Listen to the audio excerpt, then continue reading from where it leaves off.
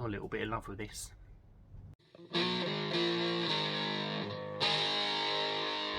Hi, welcome along to Barbecue Life, where great barbecue doesn't cost a fortune. Today we're doing this second part of our shack extension video, so if you've missed part one, then make sure you go back, and that is the structure of the roof, moving the end wall, getting the groundwork and the floor in place. In this video we're going to cover putting the back wall in place and putting the front wall in place. Towards the end I do start to mention the guttering, so I've already started editing and I've realised we're already at 8 minutes long, so I don't want to be pushing the guttering any further. So we're going to do the guttering on the next video along with all the layout on the inside. So let's crack on with this video. So we took a day off yesterday because the rain was just unbelievable. So today we've got the framework in the back. So again, all bitumen painted apart from the top bar, which was already pressure treated. Left over from a previous job.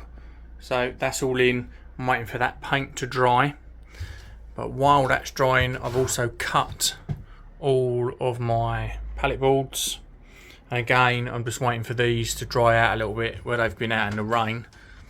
They're just a little bit damp, and then I'll get them creosote painted and get the back wall in place. But having had it up here, cutting them all into place while everything's drying off, it is going to look very much like the other side, but it ties in very, very well.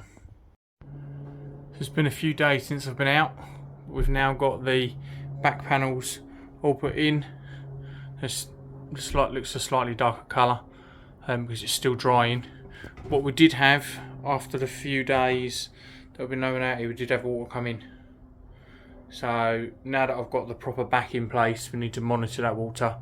I believe that it's running off of that roof, hitting the fence behind it and kind of splashing back and coming in. So we might need to change the roof at the top and put some guttering in there to stop that, but that's something we're going to revisit as and when. But yeah, back's in, it's looking really nice.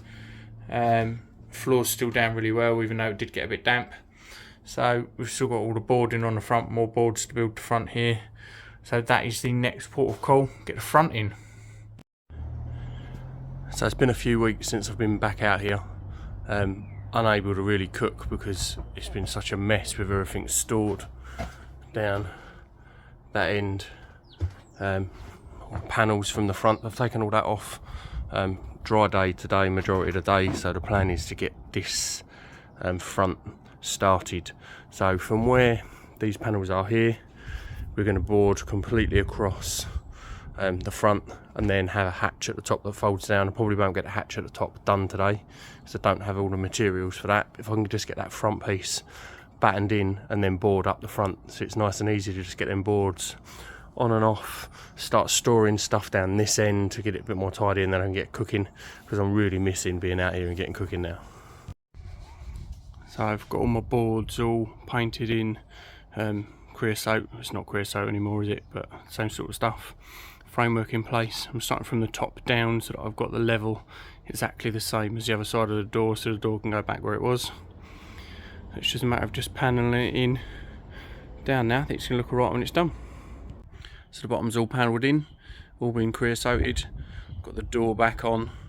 And then that is the panelling, so it's just tongue and groove panelling I've bought from Wix's. I had a pack of this left over from another job, and then I've had to go and buy some more. Can't believe the extortionate price of what that is now. I'm really pleased I've been able to repurpose a hell of a lot on this job because wood prices are just so high. But yeah, so this is going to be the flap.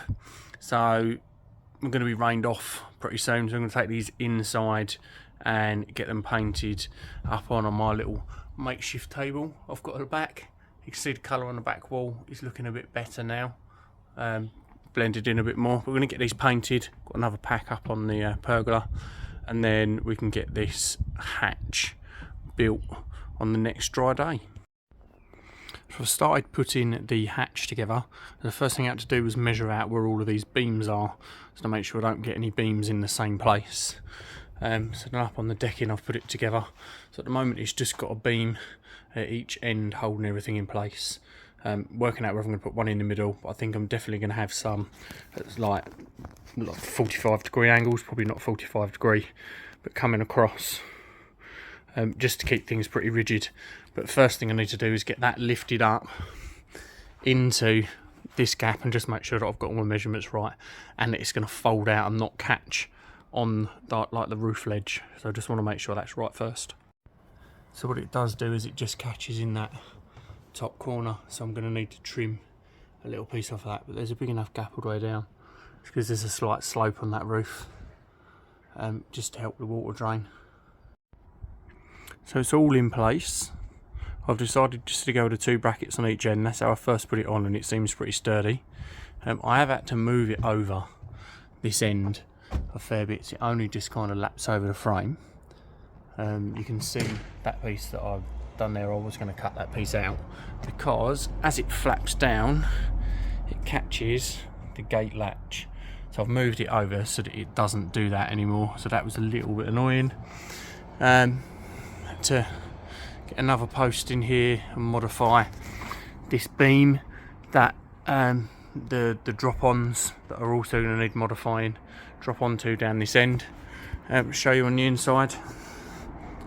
So where the brackets screw onto, I've made sure that I've braced that out on the inside as well, so that we're moving the whole frame rather than just it going onto the one board, which is going to make it much more stiff. Same at this end. It's just the pillar in the middle that holds that particular part of the ceiling up, and the joins in the floor. Sorry, not the floor, the wall. Right, so the next bit's not going to be very easy to do on camera, so what I'm going to do is I'm going to pause it and I'm going to open it down so you can see what it looks like open. So that's the flap down. So we've got a nice bit of clearance at the bottom. It gives you all that nice open area at the front. We've just got to work out how we're going to hold it up and modify the little hatches that are over here. They just kind of drop on. So I did do a previous video on these. So they've got this mechanism on the back that is the same depth as the bar that's up there, plus a couple of washers just to give it an extra bit of clearance. And they just kind of drop on up here over this bar. So yeah, it's a good way to do it, but if I could have done it all with a hatch I would, but you can't have a hatch where the door is, which is annoying. So yeah, so the hatch is all in. I've just got to modify these and then we'll come back, show you how they're all modified, and then we've just got the gutter in to do, and the outside is all done. The gutter in, I can't believe the price. It's cost me £100, which is a little bit annoying. I'm starting to lose the light now, so it's not so great. I've built these little flappers just to hold things up. So I've got a bit of tongue and groove in there to bring it out to the same level as this. Got a washer in between it just so it's got a little bit of wiggle room at both ends. Make it a bit more lighter.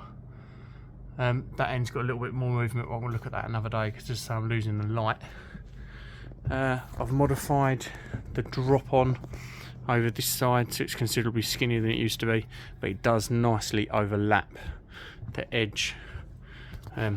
Nice bit of gap down there just to keep the weather out as well. And it still locks up, so that's the centre panel that drops in now and then locks up, so nothing can be got into without taking that centre panel off, because you can't drop this down without taking that panel off, and you can't take that panel off without taking the centre panel off. So it's just the gutter in to do, and then the outside is all finished. So I'm hoping to get that done in a couple of days' time. So I'm hoping to get part 3 out before Christmas, but I can't guarantee it. Things are getting pretty hectic now, and the weather is getting colder and wetter, hence the hat, keeping the old bald noggin warm. So as I say, hopefully I'll get it out before Christmas. If not, it will be just into the new year. So make sure you subscribe so you don't miss part 3.